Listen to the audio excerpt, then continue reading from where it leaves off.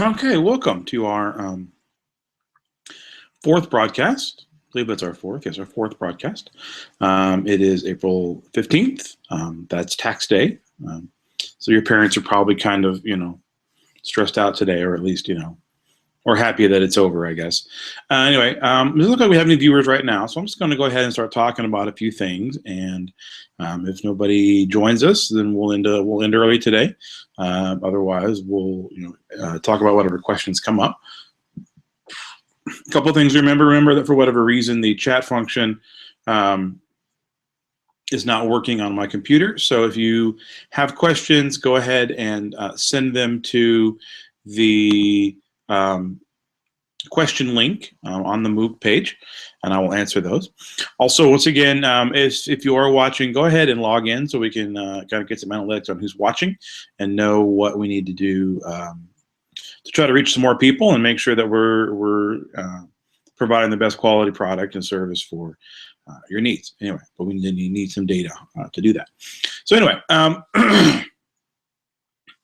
so today I'm going to talk a little bit about the content that was on the MOOC this week, which is agriculture, and I want to kind of start by talking about kind of origins of agriculture, agricultural revolution, thing like that. And this is actually really cool for me because while I really love geography and especially love human geography, my first passion teaching-wise and what I still teach most of the time is world history. So when we talk about agriculture, it actually kind of dovetails very nicely with that and allows for us to kind of talk about kind of the history of those things. And so I kind of want to start at the very beginning, the idea being that used to be that the first peoples were hunters and gatherers, so they would move around. They lived in relatively small groups of 15 or 20, and they were nomadic.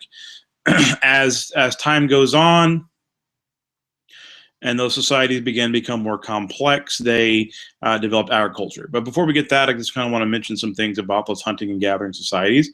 One is that they were relatively egalitarian compared to later agricultural societies, and that the men and women both contributed fairly equally to subsistence of the group. Ironically, it was actually probably women that played the largest impact in terms of the transition from hunting and gathering to agriculture, and that the women were probably the first ones to discover that if you hung out near the water, things would grow, you could harvest them and eat them. And so kind of taking a cue from those natural forces, kind of developed some ways to understand small-scale agriculture before it took hold in large scale. One of the things about life in hunting gathering societies is while it was subsistence, the work itself was relatively easy or simple, or physically at least anyway, compared to what came later. And so this idea that agriculture was an easier way of life actually is probably not true, at least not the work part of it and the providing for yourself part of it.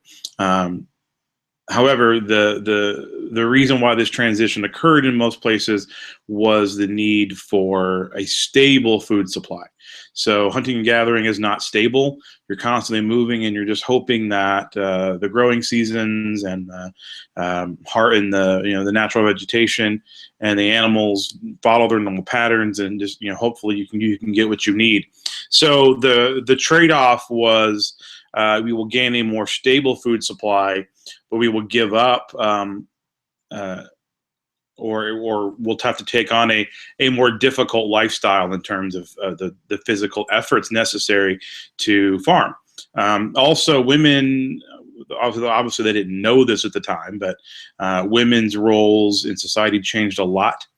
From that point on, the egalitarian nature of hunter-gatherers kind of shifted, and you begin to see societies develop around kind of male-dominated cultures patriarchies and hierarchies based on men and some of those kinds of things.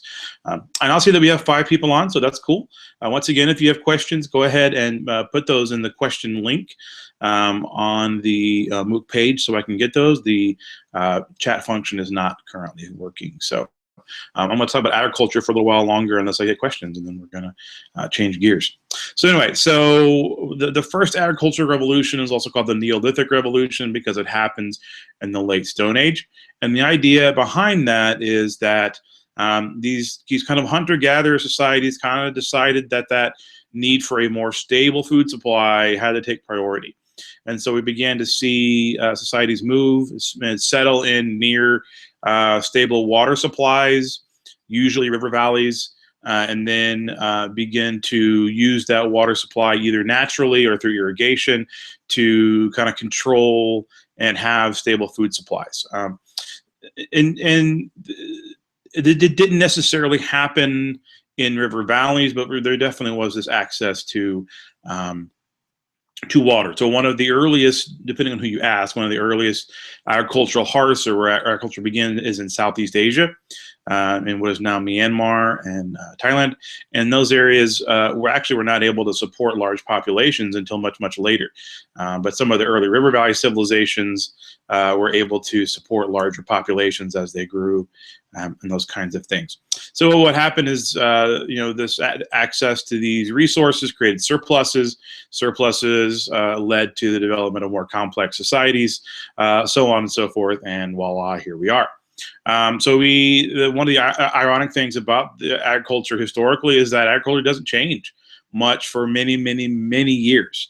It stays pretty much the same way from that, 3000 BCE till about the 13, 14, 1500s, when we begin to see some change in methods, and then a massive change when we get to the Industrial Revolution, and we see the impact of technology, of machines, some changes in the way that land is distributed. So, for example, in England, we see the closing of the commons or the enclosure movement. Basically, there was always a chunk of land set aside for everyone to farm, and that land eventually was fenced off and sold. When that happened, there was a mass migration out of agriculture and into industry that developed. But one of the agriculture byproducts of this is creation of mechanized agriculture. And that mechanization process, continues and continues even to today. And so now we see in MDCs or more developed countries, we see a lot of very efficient, high volume production of food with a very, very small portion of the population. So at the beginning of the 1700s, you might have 70% of the population involved in growing food. Now you might have 4, 5, 6%. Just because it's the mechanization process, the commercialization process, the agribusiness part of things has made that process very efficient. And in a lot of cases, we're feeding more than just our own people, but most of the world is fed off those small percentages of people involved in agriculture in the developing world, excuse me. So that's kind of a positive consequence of that. The other really important revolution associated with agriculture is what we call the Green Revolution. And the Green Revolution basically is, in the 1950s and 60s, there was all of this concern about, population explosions and population booms, and are we going to have enough food to eat? And so how do we address that problem? So science decides, hey, we're going to pick up this task, and we're going to start genetically modifying foods in order to make them more productive, to get higher caloric intake from them, to create them in ways that are able to grow in different climates than they might have been before. And so the Green Revolution basically takes all of these different scientific principles and uses them to develop new strains of crops that can grow in different places. And so what we see is a tremendous increase in the ability to grow the amount of food that can be grown in places like India, Central and South America, things like that. So once again, the idea that we can feed more people is an absolute good, but there are some negative side effects of this, or maybe we should say that the impacts may be a bit distorted. One is the amount of resources that goes into this. It requires an incredible amount of land because it has to be produced in volume, and it requires an incredible amount of water. And so you have to have access to those things. So what that means is that really the biggest impact on of the Green Revolution is on wealthier farmers as opposed to poor or peasant farmers. They don't see much difference or much improvement because they can't afford the seed. They can't afford the products of this. It also requires a great deal of mechanization, a great deal of chemicals and fertilizers and pesticides and things to be used to get these type of yields. Which once again, it's more and more resources that have to go into the process, which makes it more cost prohibitive for most small farmers. Also, over time, we've kind of begun to realize that really these farming practices work best in places that have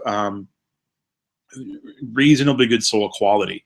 That there's kind of a threshold where the quality of the soil no longer supports long-term sustainable Green Revolution practices. And so some of the areas that are experienced the largest population increases recently, such as sub-Saharan Africa, have not been successful in using these practices because of the resources needed and because of the soil quality. Okay, so that's kind of the revolutions, and we'll kind of just leave that topic there for now. Talk a little bit more today about the idea of the von Thunen model. So von Thunen is looking at what is it that, how do we understand systematically in some kind of predictable way the ways that the way the rural land is used, and is there a pattern? And so he kind of did lots of studies and kind of made some observations, and his observations were basically said, okay, if we assume that there is one market in an area, if we assume that the land is flat, is of uniform quality, if we assume that the land that farmers seek to maximize profit or are profit maximizing, then here are some patterns that we see emerging. Okay, and basically his model takes the form of a series of concentric rings, and these concentric rings I think are pretty interesting in that there's a kind of the distribution and placement of these rings is determined by considering factors such as perishability and transportation cost or transportation distance. So what you end up seeing is that the more fragile or perishable a product is, or the higher volume that is kind of used, the more the closer it is to market. So in von Thunen's model, his first circle outside of the market is kind of dairying and fruits and vegetables and things like that. Things that have a very short shelf life, things that have a very short time when they can be out of the ground before they have to be consumed. So obviously they have to be close to market because you can't spare the time to transport them.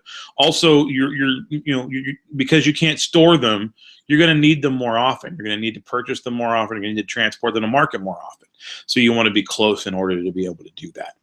In von Thunen's model, the next ring out is forest. Forest, obviously, in these societies is used for fuel, and that is something that is used very, very, very frequently and every day, multiple times a day kind of scenario. So that area is provided for people to be able to access frequently and on a regular basis. At the same time, you have the next ring out, which is basically designed for large-scale like grain production, like corn or wheat or rice or things like that. And the reason why you need that to be further out is one is the amount of land necessary to do that. requires a lot of land, and also it's less perishable. So you can harvest it and keep it for much longer. You don't necessarily have to farm it as frequently or harvest it as frequently in order to get the yield that you want, and so you can have it further away. And then the furthest kind of layer out is kind of livestock. So where would we raise, cows and chickens and horses and things like that, pigs or whatever, goats, sheep, insert animal here.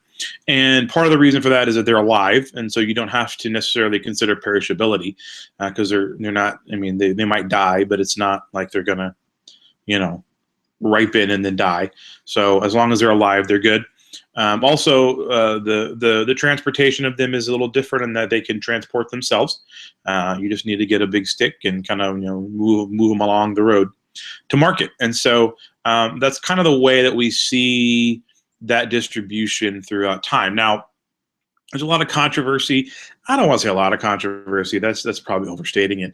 But there has been some controversy in recent years about, once again, anytime we have a model, we want to ask is that model appropriate today? Is that model appropriate given modern and recent contexts?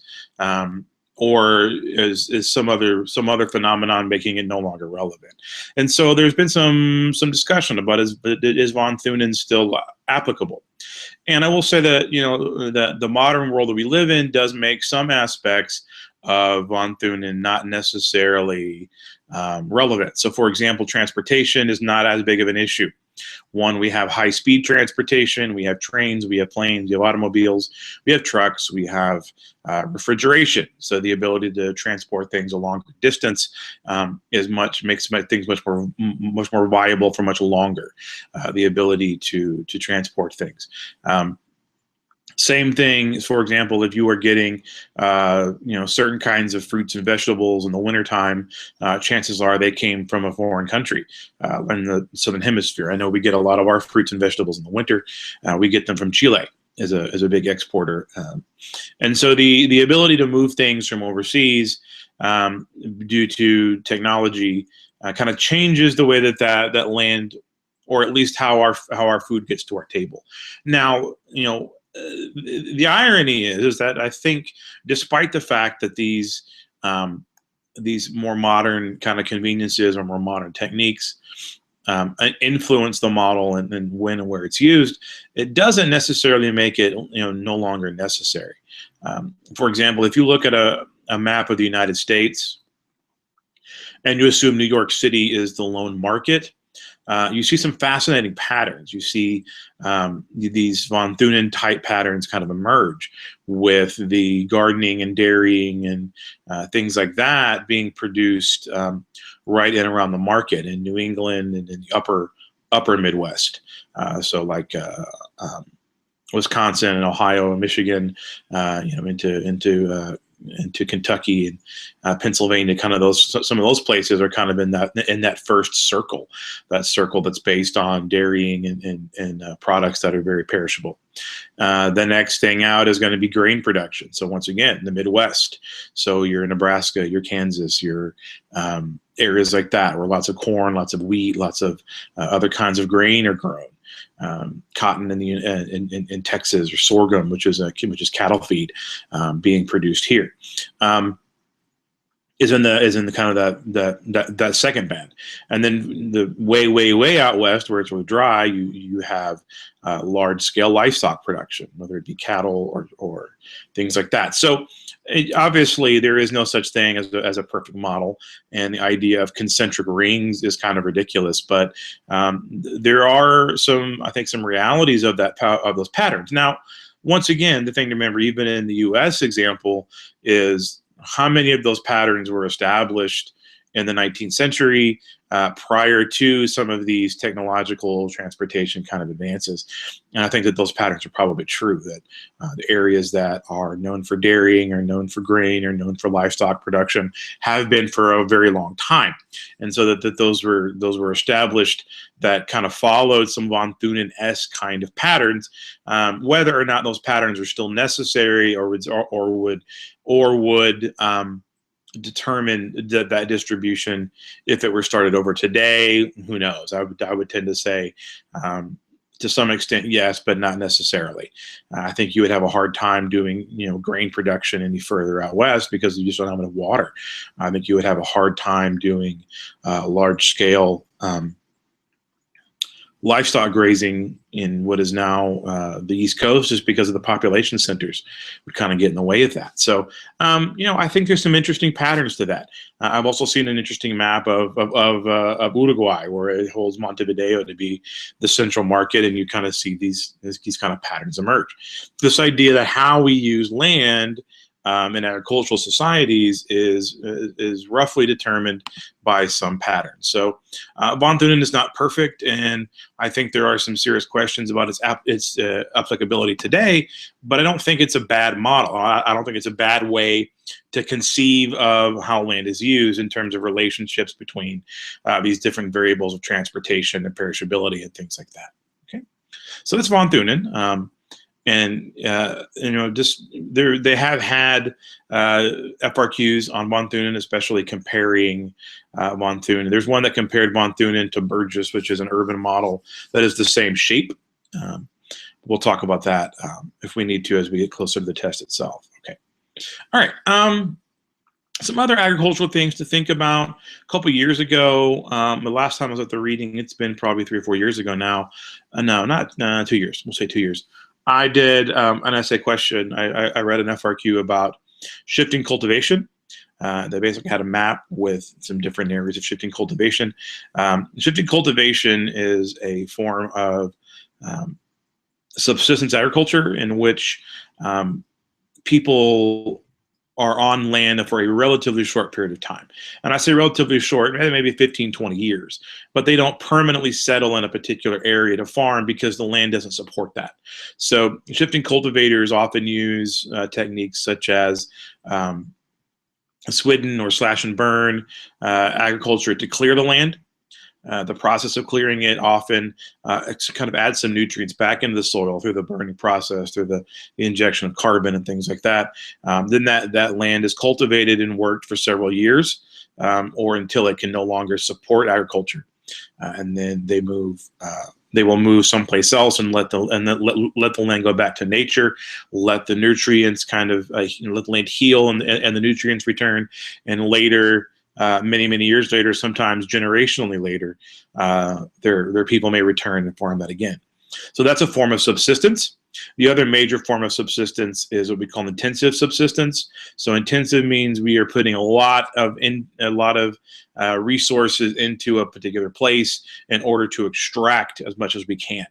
And the word subsistence, of course, implies that they're doing this just to the level that's necessary to survive. That despite all of the resources and despite all of the things being put into the process, they're still only able to meet a basic subsistence need. So when we talk about subsistence, we talk about places like Southeast Asia, East Asia, South Asia, where we have large population centers, relatively good soil, relatively good access to water, especially rain, to make these processes work.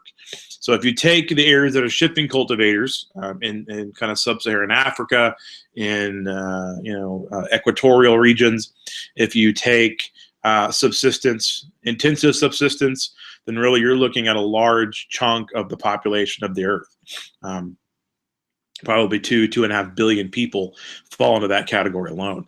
And then there are many other types of agriculture that are not based around subsistence. So you might have, for example, commercial grain production like we have mostly in the US.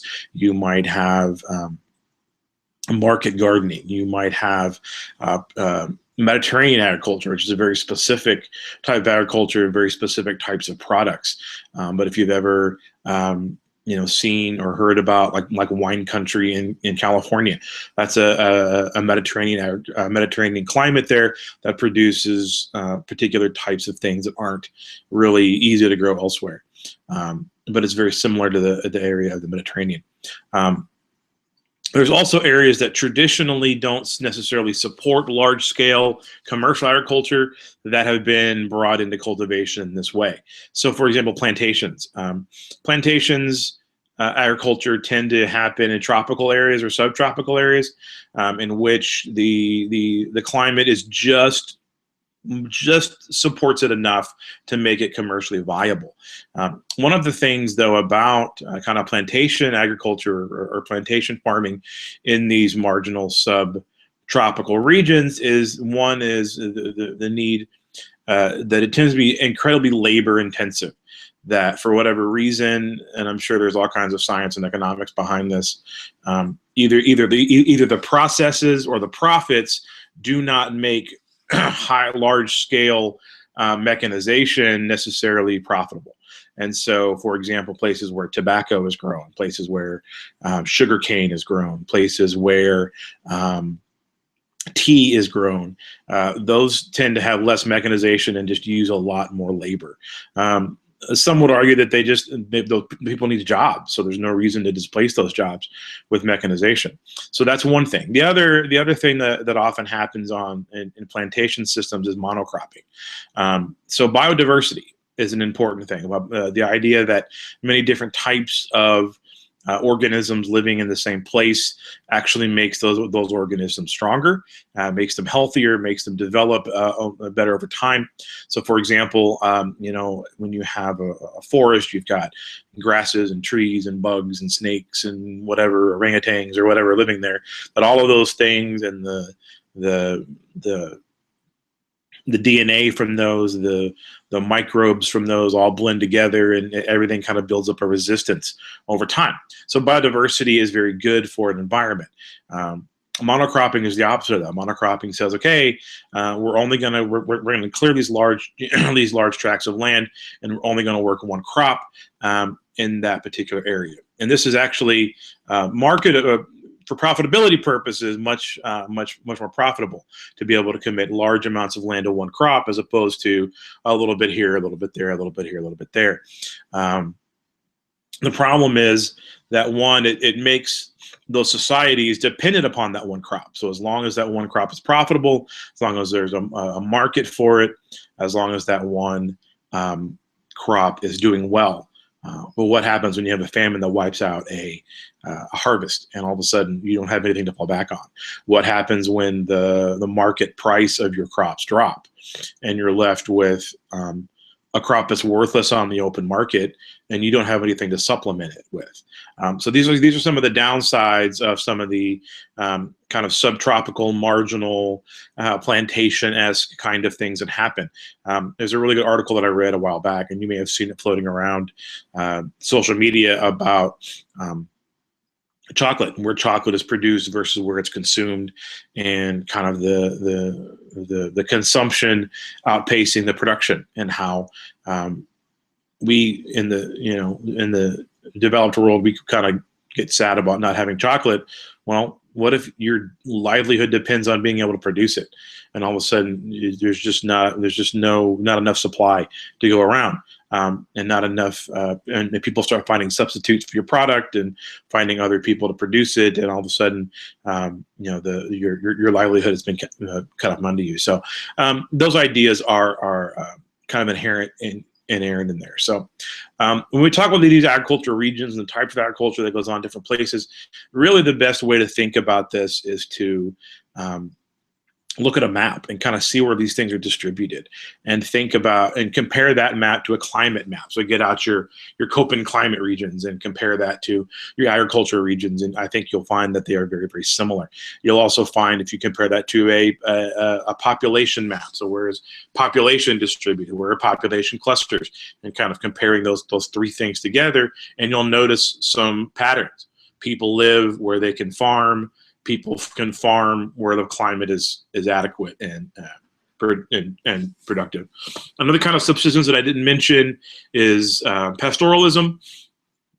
So this is where land is so marginal that there's just no way to farm large amounts of or enough food to survive on, and so people will raise animals, using those animals for food, for all kinds of different purposes for trade, for other products that they need, and they may do some small scale agriculture as time permits. But for the most part, pastoralists are. So it's a very challenging lifestyle.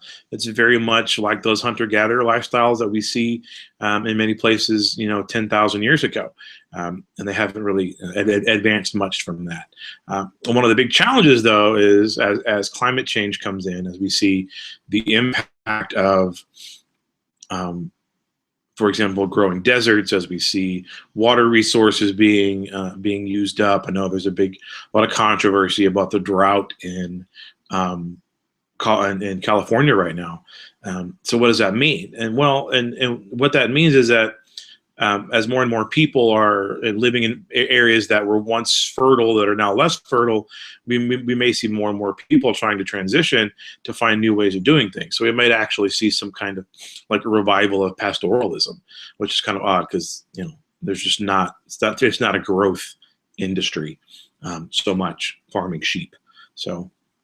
But I'd love to have some sheep. I wouldn't have to mow my grass. But anyway, so that's some things about where things are located. It's kind of late in the year to toss this out there, but this is a nice place to talk about determinism versus possibilism, and the idea that the climate and the geography does a lot to affect what can be done, what can be grown, what people can do, and what role do they have. One thing you may want to look at is go back and look at some of the writings of Jared Diamond. And Jared, I mean, it's I would look for summaries or reviews or some short kinds of things. I do not recommend reading his whole books. They're very dense and not necessarily page turners. Well, there's fascinating things in there. You just have to wade through a lot of stuff to get there. And Jared Diamond started out his career as a biologist, as a botanist, studying plants, and was kind of drawn to the question of why are some societies poor and some not. And while that's a question that we will address next week in some more detail, one of the things that he came across was this idea of agriculture, the idea of climate, the idea of the shapes of continents, and how all of these things kind of conspire to create circumstances in which some societies were able to thrive and grow very, very rapidly. Some societies did not grow very rapidly at all. These did not develop at the same rate. And that's all fine and good until these societies start to come into contact with each other, and all of a sudden the stronger, older, more developed societies are have an advantage over others. So we talk about the conquering of the New World. We talk about subsequent civilizations in Southwest Asia. A lot of that is tied to that. Also, his second book, Collapse, talks a lot about what happens when societies grow and use resources beyond their means. So when we farm more than we can farm, or we use methods that are inaccurate or unsustainable, we end up with people like the Anasazi, with the Norse in Greenland. We end up with Easter Island, these civilizations that are basically, or the Maya, these civilizations that basically disappeared because of their lack of use of sustainable methods and sustainable processes. Okay, so I know it's late in the process to kind of introduce a new scholar, but Jared Diamond's stuff is fascinating. There's some videos, some National Geographic videos. If you happen to have Netflix, they're on there. They're really good. They're like an hour each, so you're looking at 3 hours worth of time to kind of hear about those. All right, another kind of important concept here, and we'll talk about this more when we talk about development and next week, is the idea of the role that agriculture plays in understanding gender. And so, we tend to think about agricultural societies being male dominant or being patriarchal, and they are to most extents. The irony of that is that while in a lot of those societies, men have most of the decision-making power, most of the political and economic power, women in those societies do an incredible amount of work. I think I saw a statistic somewhere that says, 50% of the women in the world are involved in some kind of agriculture, whether it be small scale or large scale, usually small scale, in order to kind of provide for families, provide for their immediate relatives. So this idea that agriculture has gender implications and gender empowerment implications. So as one of the challenges of these societies, especially ones that are agriculture in nature or reliant on those primary types of agricultural activities, is that it provides relatively few opportunities for women to increase their status, increase their position, give them options or opportunities. So in those kind of societies, women kind of get stuck in this cycle of dependence upon men who have the economic and political power, even though they are really responsible for doing a vast majority of the work. For example, we talked about the Green Revolution and kind of the imbalance that it creates between wealthy farmers and poor or peasant farmers.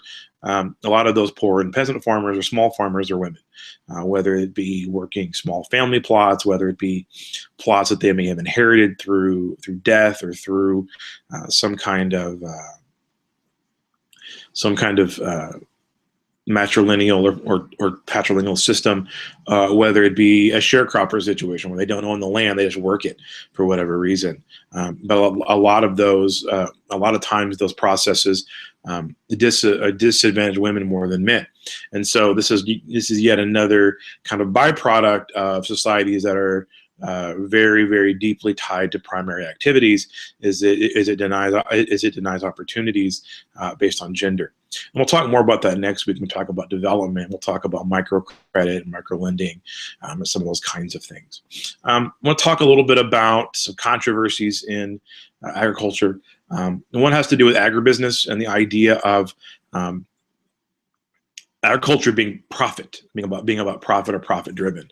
So for most of human society, agriculture was about subsistence. It was about providing enough food for you, maybe enough for your village, and then if you were lucky, you might have enough to sell a small amount on the market. So most agriculture for most of human history has been based on subsistence. Until, like I said, really until the Industrial Revolution, when the ability to produce large surpluses led to the ability to basically make agriculture a for-profit industry in some places. And so that is kind of controversial in some ways, the idea that we are making money off of people's hunger, people's need for food. We're going to make profit off of that. And really, a lot of the controversy on that, I think, comes from just the ability to control it and the ability to control scarcity in markets and things like that. Although, really, I don't really have a lot of perspective on what food costs in other places. But for example, food used to be a major, like 75% of your budget, like even as early as the 1940s. But now it is a considerably smaller part of people's budget, or at least can be if they choose to make it so. The other kind of really controversial thing deals with genetically modified organisms. And there's kind of some different ways of looking at GMOs and talking about GMOs. Once again, going back to the historical context, really everything we eat is genetically modified in some way. We eat very few things that occur in their original natural form. So over time, one of the things that humans did was to selectively breed different types of things, selectively breed grain varieties, selectively breed animals to produce new breeds that had the highest quality of good qualities in them. So we want high caloric intakes. We want food that is more nutritious and provides for more. The way we do that is by crossbreeding things. So this is not a new process. This is 10,000-year-old process. And so there's a lot of controversy about it now, even though it's an old process. I think part of the controversy um, stems from the idea that this has been taken out of the realm of biology and simply a genetic process, and in some places taken into the realm of I guess biochemistry, for lack of a better word. So, for example, there's this stuff called green slime, and it's this synthetic meat product that is lab created. This idea that we can create food, create things that have nutritional value and nutritional side effects can be created in a laboratory, as opposed to taking things that are already alive, already are food, and making them better. So this is where some of the GMO controversy comes from. Some of the GMO controversy comes from, I think, some people that have some ethical concerns about that, about eating things that aren't natural, eating things that are not of the earth, in the same way that some other things might be. May have some particular ethical and moral kind of convictions about that. One response to kind of agribusiness and GMOs is the increase in the production of organics. And I think organics are an interesting case, in that I have not seen a lot of what I would call quality science that suggests that organic food is much healthier for you. I think it tastes better a lot of times, but there are downsides to organics as well. While organics may taste better, like I said, there's not a lot of research that suggests that they're actually healthier, and they don't last nearly as long as others do. They don't.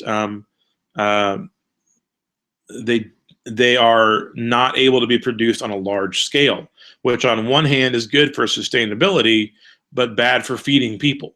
So if your interest is making sure that 7 billion people can eat, organics is not going to help us solve that problem. It is more sustainable, however.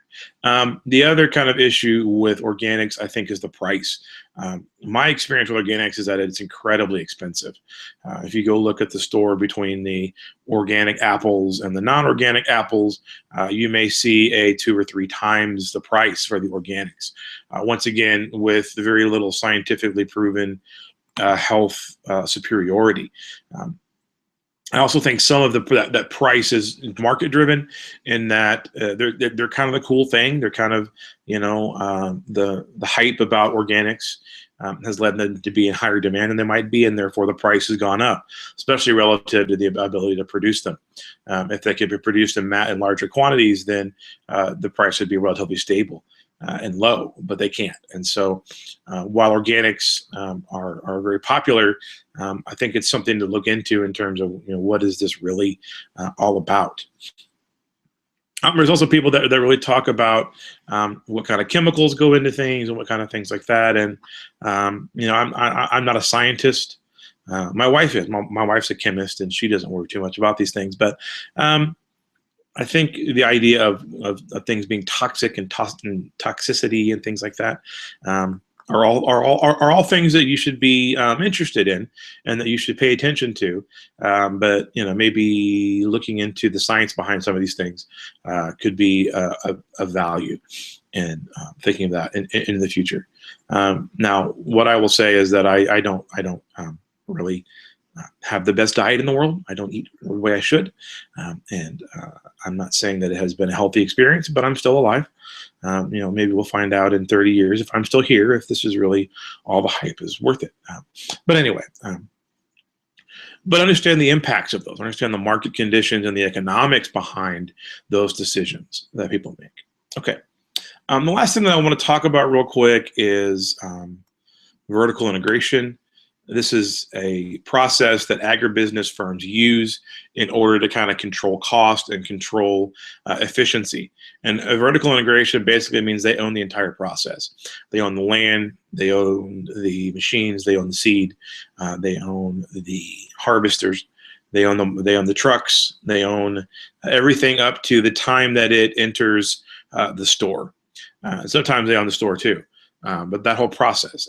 But by being able to control the whole process, it enables them to produce things in a much more efficient way, and they often would argue a much more cost-efficient way. However, the downside of that is that it has left very little room in the market for small farmers, has left very little room for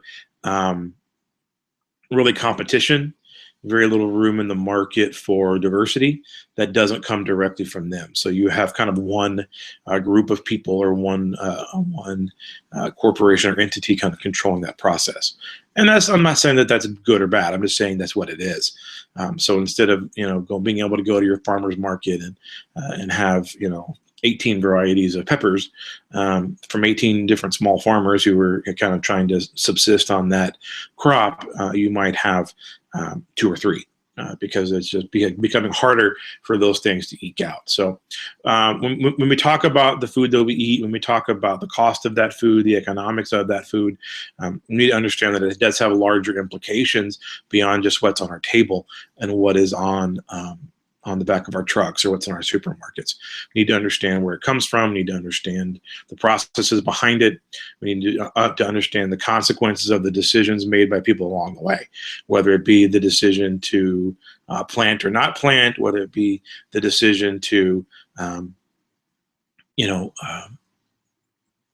allow for more competition, whether it be the decision to focus on organics. All of those things have consequences. So, all right. So looks like we didn't really get any questions today, and that's perfectly okay. It might have missed a bit of down week. Maybe had lots of tests, things like that. Maybe it's just a busy Wednesday in the human geography world. I know a lot of you are wrapping up your course. You're starting to get ready to review. It's kind of an intense time for you. There's lots of worrying, lots of constraints. So I'm going to go ahead and wrap up here in a few minutes. But as you are reviewing and preparing and wrapping up the year, feel free to ask questions in the forum about test prep, about how to study, some things that might be helpful for that. Feel free to include those in the future. So just a little bit of administration. We will have a broadcast next week. I think the plan now is to not have any new content next week as we finish up working on and putting together our industry, economic development, and urbanization units. I think we're going to hold off on rolling out any new content next week. But we will be here. Ms. Granquist and I will both be here throughout the week to do a broadcast. So as you are studying and preparing, I encourage you to go back and look at the videos that we have provided. Go look at some of the sample questions, sample essays that are out there. Look at the how to write an FRQ video that's on the MOOC. All these kinds of things are going to be available for you this week without new content to look at. You can go back and catch up on some things that maybe you haven't had a chance to look at yet. And you can be prepared. You have a whole week to look at those and prepare for some new questions next week. All right, guys, I appreciate your time, and we'll see you next time.